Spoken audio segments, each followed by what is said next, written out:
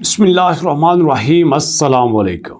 दोस्तों, ये वीडियो मैं पूरे एतमाद के साथ बना रहा हूँ, पूरी रिसर्च के बाद बना रहा हूँ। और जब ये वीडियो आप देखेंगे, पाई लॉन्च हो चुका होगा। यहाँ पे बड़ी ज़रूरी बातें आपके साथ करना चाहता हूँ, गौर से सुनिएगा। अब पाई की लॉन्चिंग के बाद तीन तरह की कम्युनिटी है। एक वो जो बड़े खुश हैं, वो कहते हैं यार जो आ गया बेहतरीन है, मज़ा आ गया पाई की लॉन्चिंग पे, हम खुश हैं।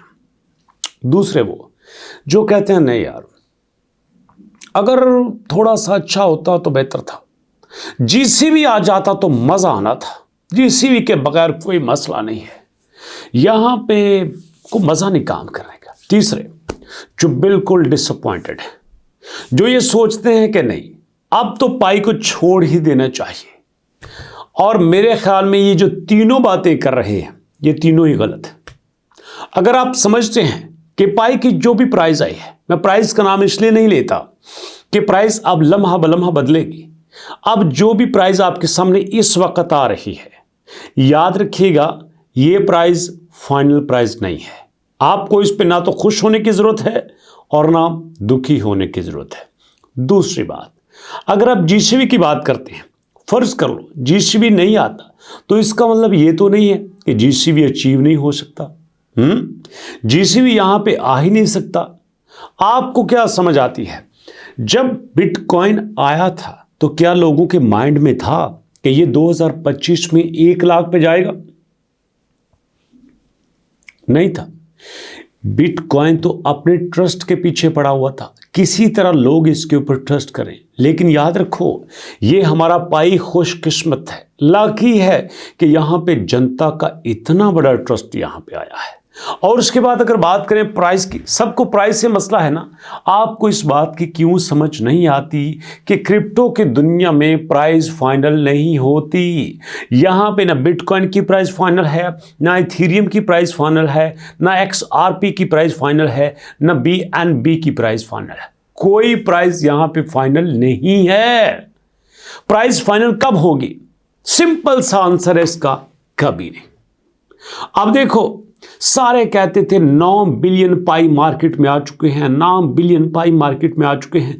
अरे ये भी तो देखो कितने पाई जो हैं वो ट्रांसफर हुए हैं एक्सचेंज में, कितने पाई एक्सचेंज में ट्रांसफर होने के बाद पेएबल हैं, कितने यहाँ पे सेलेबल हैं, कितने यहाँ बेचे जा सकते हैं। कोई इसके बारे में नहीं सोचता।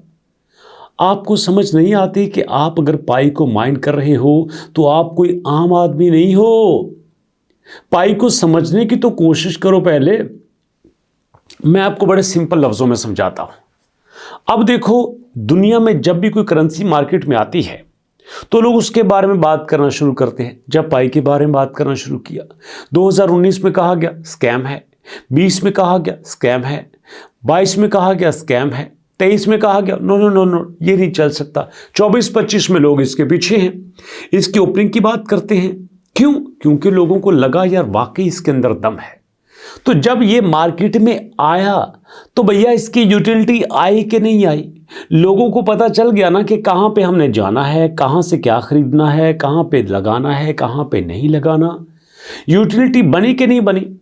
और इतनी सी यूटिलिटी के बाद अगर पाई इस लेवल पे आ चुका है, मैं फर्ज कर लेता हूं इसकी जो प्राइस है वो 0.00001 प्राइस है, इतनी फर्ज कर लो, मैं फिर भी कहता कि बड़ी प्राइस है। उसकी वजह एटलीस्ट मार्केट में आया तो सही। आपको पता है कितने ऐसे कॉइन हैं जो बनते हैं मार्केट में नहीं आते, लॉन्च ही नहीं होते, उससे पहले खत्म हो जाते हैं, कोई इस पे बात नहीं करता। यहां पे पाई आ गया है, एक्सचेंजेस ने उसको एक्सेप्ट कर लिया है। और जरा सोचो, जब यहां पे ट्विटर ने एक्सेप्ट करना शुरू कर दिया कि अगर आप इसकी प्रीमियम सब्सक्रिप्शन लेना चाहते हो तो पाई में पेमेंट कर लो, तो डिमांड बनी कि नहीं बनी? जब हमारे पास अमेज़न ने इसको एक्सेप्ट करना शुरू कर दिया तो सोचो इसकी डिमांड बनी कि नहीं बनी? जब फेसबुक ने इसको एक्सेप्ट करना शुरू कर दिया, डिमांड बनी कि नहीं बनी? जब दुनिया की बड़ी कंपनीज ने इसके पेमेंट मेथड को एक्सेप्ट करना शुरू कर दिया तो सोचो इसकी डिमांड कौन रोक सकता है? और जब इसकी डिमांड आना शुरू होगी तो डेफिनेटली इन्वेस्टर इसको खरीदेगा। जब इन्वेस्टर इसको खरीदेगा तो प्राइस अपने आप ऊपर जाएगी। इन्वेस्टर को पता है कि ये जो बच्चा 2000, 10,000, 50,000 पाई लेके बैठा है, इसके नज़दीक सिर्फ एक ही बात इंपॉर्टेंट है और वो है पैसा। पैसा चाहिए इस बच्चे को, पैसे के बगैर ये नहीं जी सकता। इसको पैसा दो और पैसे की वजह से ये मार खाएगा। इन्वेस्टर को पैसे की कमी नहीं है।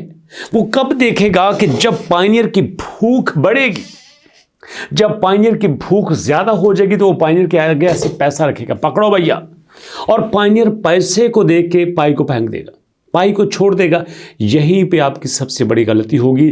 और जैसे सब लोग यहां पे कर रहे हैं, सब चाहते हैं कि पाई से फटाफट पैसा बना लो।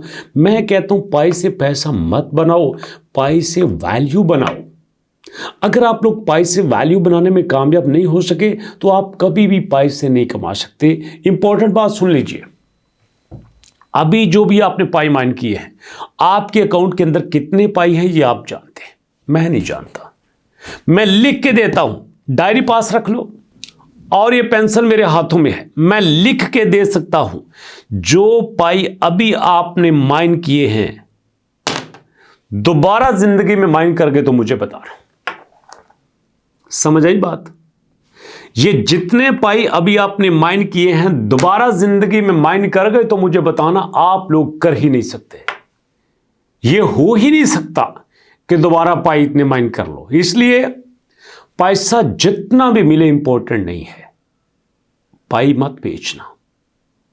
मैं कहता हूं $1,00,000 भी प्राइस मिले तो मत बेचना, क्योंकि दोबारा पाई आपके पास बनने वाले नहीं हैं। अब पाई पायनियर्स के हाथों जाने वाला है, बायर के हाथों ट्रांसफर होने वाला है। अब कहानी चेंज होने वाली है, और इसको कौन चेंज करेगा? पायनियर। पायनियर की गलती चेंज करेगी इसको। और यहां पे अगर आपने एक बार बेच दिया तो पछताओगे सारी उम्र। सही कहा है किसी ने कि लोग पाई पाई के मोहताज हो जाएंगे, हो जाओगे आप। ये मैं बद्दुआ नहीं दे रहा, बता रहा हूं आपको। आपने अपने आप को दुखी किया है, परेशान किया है आपने अपने आप को। यहां पे आप अपने साथ जुल्म कर रहे हो। और अगर आप यहां पे पाई को बेचते हो, बेचे हैं बड़े लोगों ने, बेचो और बेचो, मेरा क्या है, बेचो, मैं क्या कह सकता हूं आपको। लेकिन जो आपने बेच दिए हैं, बेच दिए, पैसा आपके पास है, ये खत्म हो जाएगा। जरा सोचो ना, आपके पास एक जमीन है, बड़ा टुकड़ा है, 1 एकड़ है, 10 एकड़ है। अगर एकड़ लेके, एकड़ के हिसाब से बेचोगे तो पैसा खत्म हो जाएगा। एकड़ लेके उसके छोटे छोटे टुकड़े बना के बेचोगे, स्क्वायर फुट में बेचोगे, ज्यादा कीमत मिलेगी, देर तक होगा। और जब टुकड़े बना के बेचोगे, टुकड़े बना के बेचते बेचते एक वक्त आएगा कि आपका टुकड़ा इतना कीमती होगा कि उस टुकड़े को बेचकर आगे से फिर आप एकड़ ले सकते हो। बिल्कुल इसी तरह से जब आप पाई को बेचोगे, मैं नहीं कहता मत बेचो, लेकिन इतनी कीमत पे बेचो कि आपके पास जो पाई बाकी बच जाए वो आपकी पूरी जिंदगी के लिए काफी हो। क्या ऐसा प्लान है आपका? अगर ऐसा है तो गुड, अगर नहीं तो सॉरी टू से, जिंदगी जरा मुश्किल होने वाली है। मुलाकात होती है नेक्स्ट वीडियो में, तब तक के लिए अल्लाह की अमान।